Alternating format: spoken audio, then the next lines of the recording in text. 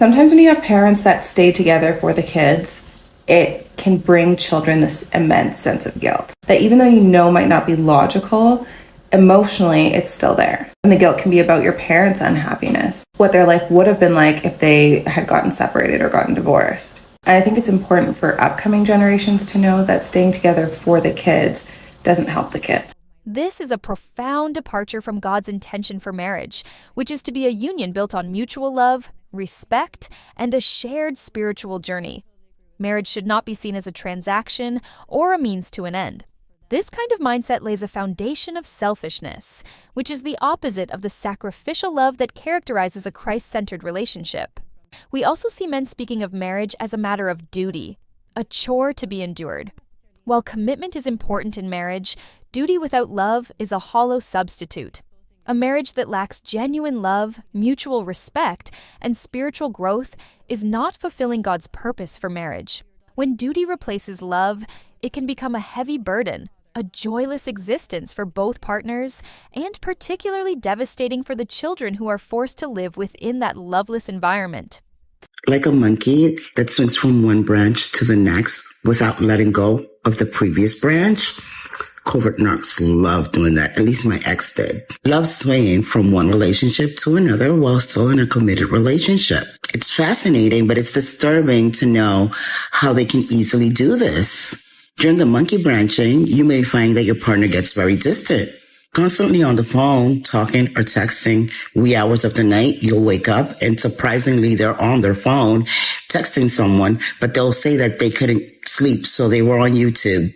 More than likely, they're liking every other picture, if not every picture of someone on social. They also decline intimacy during this time. They'll constantly mention someone in a natural way, something that will be unsuspecting. There was a time where I used to call him out on it, but closer to the last 3 years of our relationship, I saw it and ignored it. I laughed about it. Somehow it was like secretly I wanted him to move on. I was like, swing from the branch already. It also helped to be a little numb when he finally swung off the branch. But as you know, we can't stay numb forever. In the healing journey, it hurts, it's hard, it's long. So make sure you heal properly. If they monkey branched away from you, if and when they get on that comeback trail, they're going to try to monkey branch back to you. You're going to find yourself in a third-party situation. You are. Because this is their pattern now. They're not going to take time in between, figure themselves out. They're going to want to come back. They're going to want that guarantee so they don't have to sit alone. What do you do with that? I don't know. And then we hear about the practice of settling. It is disheartening to think that some men settle for a woman who is available and then start pursuing other relationships while they are still in that marriage. This monkey branching, as it is sometimes called, is a betrayal of trust and a complete disregard of their marriage vows. It reveals a selfish desire to fulfill one's needs without any regard for the spouse and children. Often, this kind of behavior comes from an inability to cope with personal emotions or to face solitude. Women get into committed relationships. Men don't. You will see him living his best life. The only thing is you know nothing about it. You have no idea that he's texting other women, that he's seeing other women. That is the biggest trick a guy can play on you. Oh yeah, Liz, it is a committed relationship. Men usually have secret lives that no one knows nothing about. You know those business trips, going out with the guys, playing golf, working late. They settle for naive women. Women who believe in love and illusions and fantasy. A good woman who is going to cook for them. A good woman who is going to clean and keep the house. A woman that is going nowhere because she's so faithful to her man. They settle for that. But they go into the world looking for the other one. They settle for a woman that is going to be there for them. When the hot one, when the woman that they really want rejects them, guess who's going to be there for them? You should also be living your life. Yeah, we all want partnership. But don't stop living your life and holding your breath for your man. And the more you're trying to control your partner, thinking that you can have any control at all, they make you believe that you may have any control, but you have zero control. You can be checking his phone. You can be like checking his location. Like, you will become so obsessed about what he's doing and you stop living your life? Why don't you take him off the pedestal and put yourself there as a priority? Put yourself there on the pedestal and start worshiping a goddess instead of a male god. Go into the world. Maybe date someone. No one has to know. Like, they do it all the time. And that makes it so unfair that you are home thinking that he's being faithful when he is just living his best life. And you can also do the same, right? You can go for the hot one, for the hot guy with a six-pack, with a really cute car, and and when he breaks your heart, you can run to your partner, the good for nothing. You can go and be like, oh, yeah. He doesn't have to know what happened, but that's living your life, traveling, doing something else besides obsessing. What a menace. Men, instead of working on themselves, quickly jump into new relationships, looking for someone to fulfill the roles previously filled by their wives. Now, let's look at the core issue, staying together for the kids. It's easy to fall into the trap of thinking that maintaining a family unit at all costs is best. But the reality is far more nuanced. Children are incredibly perceptive. They notice everything. They absorb the atmosphere of the home, and they internalize the unspoken dynamics, the lack of affection, and the unresolved conflicts. Staying together in a toxic environment is not just about avoiding a divorce. It's about the kind of environment we are creating for our children. They need to witness healthy expressions of love, respect, and commitment to properly develop their sense of self and their relational views. If parents are emotionally distant or contemptuous, children are learning a twisted sense of what marriage and relationships should be. This can affect their own relationships later in life. When parents stay together for the kids, those children may develop profound guilt about their parents' unhappiness. They might believe they are the cause of their parents' suffering, and they might even develop the idea that they are responsible for saving their parents' marriage. Is this the legacy that we want to pass on to our children? Is it loving to expose them to such a distorted and ungodly picture of marriage and family? And it is also important to recognize that some parents may be using the excuse of staying together for the kids to avoid dealing with their own fears and insecurities about leaving a marriage. They may be afraid of being alone, of financial instability, or of the stigma of divorce. We need to understand that our children learn how to navigate relationships by observing us. And sometimes it's the act of leaving that provides the most powerful lesson. If a relationship is consistently toxic and unloving, a child may need to see a parent leave to learn that it is okay to choose oneself and to walk away from an unhealthy situation. In fact, it can be argued that by staying in such a marriage, you are teaching them that it is acceptable to tolerate disrespect, neglect, and unhappiness. As a result, children of toxic parents can end up dating people who remind them of their toxic parents. It becomes the normal they know. Think about the fact that a lot of people don't realize until it's too late that when you are dating or in a relationship and you have children, how important it is sometimes for them to see you leave. And I know a lot of people are just so busy kind of dealing with that hurt and that pain of what's currently going on that the children's emotions sometimes are an afterthought.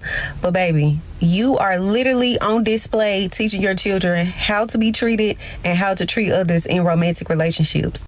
And ladies, y'all can vouch for me, but when you date a man whose mom didn't leave, she was the woman that stayed, that man is so vicious towards women or treat women horribly because of what he witnessed. Instead of the onus being on the person who treated her horribly, he literally turns around and blames the mom just because she stayed.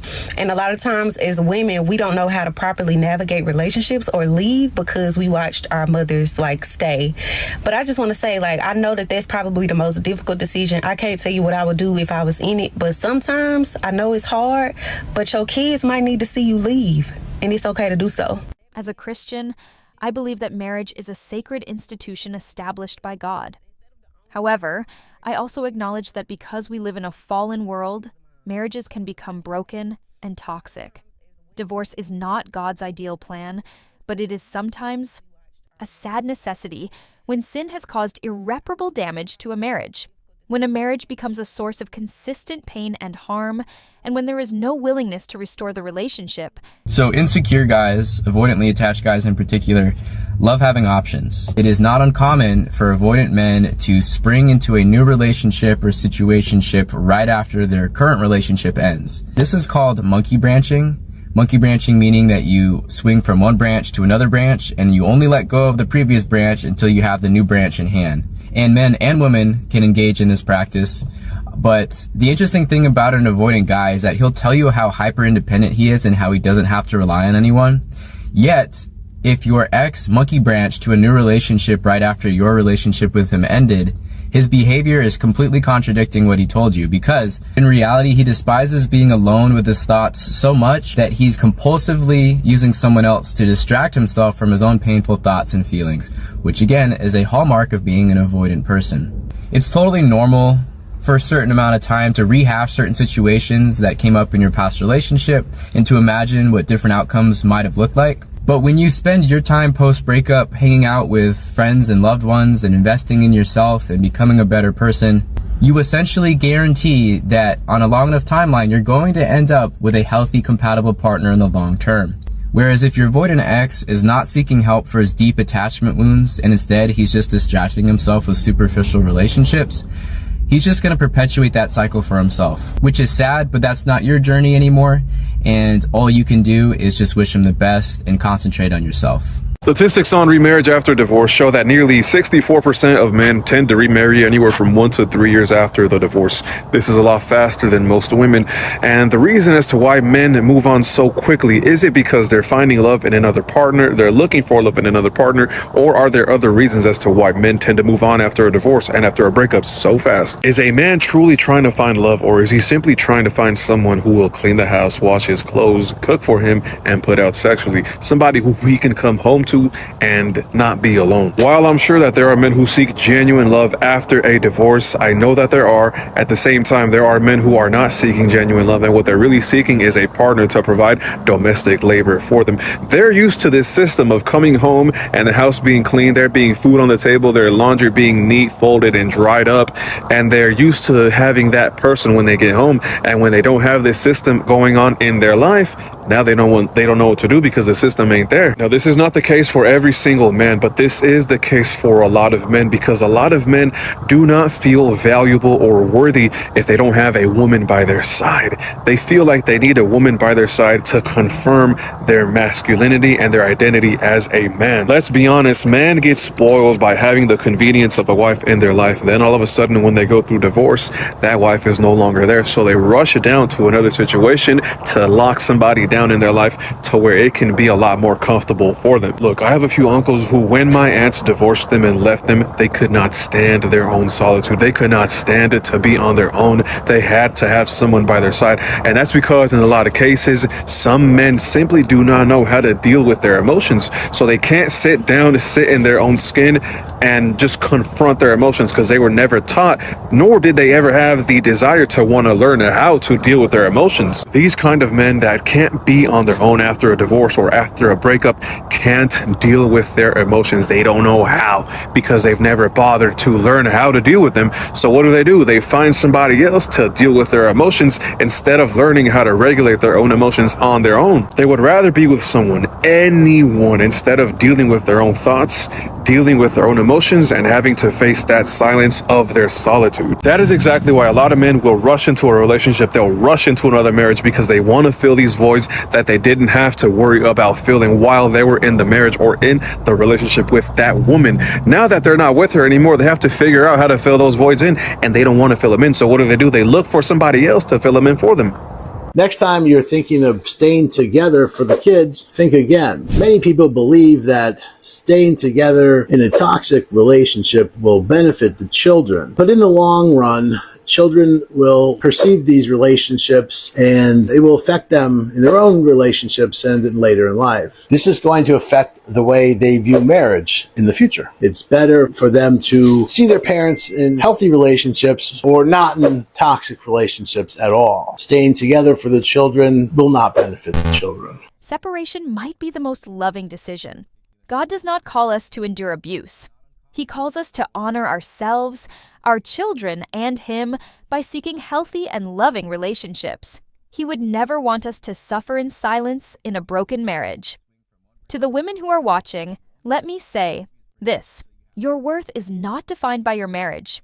You are a child of God, and you are worthy of love, respect, and genuine affection. Do not stay in a relationship where you are disrespected, betrayed, or unappreciated. You are not a glorified house help. You deserve to be with a man who loves you and honors you, and your children need to see you experience that. Be strategic about your choices in relationships. Put yourself first. Do not focus your energy on your partner, and prioritize your own well-being. Understand that if your husband chooses to leave or monkey branch, that is not a reflection of your worth, but rather a reflection of his own moral failings. Do not be afraid to leave an unfaithful and toxic marriage. And to the men who are watching, you must understand that you are called to be spiritual leaders in your families.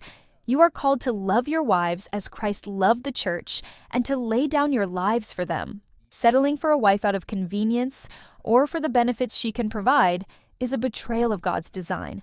You need to take accountability for your actions and address your own emotional baggage. You need to learn to cope with your emotions and seek help when necessary. Do not run from your problems and hide behind new relationships. Seek God's guidance, be intentional with your relationships, and be the example of a godly husband and father. What does this mean for us practically? First, it is crucial that we seek God's wisdom and guidance in every decision regarding our relationships. We need to discern what God is calling us to do in our specific situation. Second, we need to prioritize our children's well-being above our own desire to maintain the status quo. We need to provide them with an environment that fosters healthy relationships, love, and respect. Third, we must be willing to confront the difficult truths about our marriages. We must be honest about our struggles, and we must not be afraid to seek help from pastors, counselors, and trusted Christian advisors. The Bible does not give us easy answers, but it does give us principles to live by. Ephesians 5:25 instructs husbands to love their wives as Christ loved the church. This is not a passive affection. It's an active, sacrificial love. 1 Corinthians 13 defines love as patient, kind, and not self-seeking. This is the standard to which we are called, and that includes how we love our spouses and raise our children. Malachi 2:16 tells us that God hates divorce, but that doesn't mean we are called to stay in abusive situations. Sometimes, separation is the path that honors God and our families most. Remember, God is a God of redemption, restoration, and healing. He can bring beauty from ashes. He can help us to create healthy relationships that reflect His love. Ultimately, the key takeaway from this is that staying together for the kids should never be an excuse for tolerating an unhealthy and ungodly relationship. True love is not convenient nor selfish. It is sacrificial and committed to the well-being of one's partner and family. Let us strive to model Christ-centered love in our marriages and in our communities. I encourage you to reflect on what we've discussed today. If you are struggling in your marriage, or you have questions about whether you should stay in your marriage, please seek wise counsel from your pastor or a trusted Christian counselor. Do not hesitate to get the help you need. There is no shame in admitting that you need support. Let us not make the mistake of staying in toxic relationships and passing that on to the next generation. That's all the time we have for today's Black Tea Podcast. Thank you for joining us. Please engage with this topic in the comments below. Like and subscribe to our channel for more content like this. Remember to share this video with someone who needs to hear it, and we'll see you next time. Tuspro.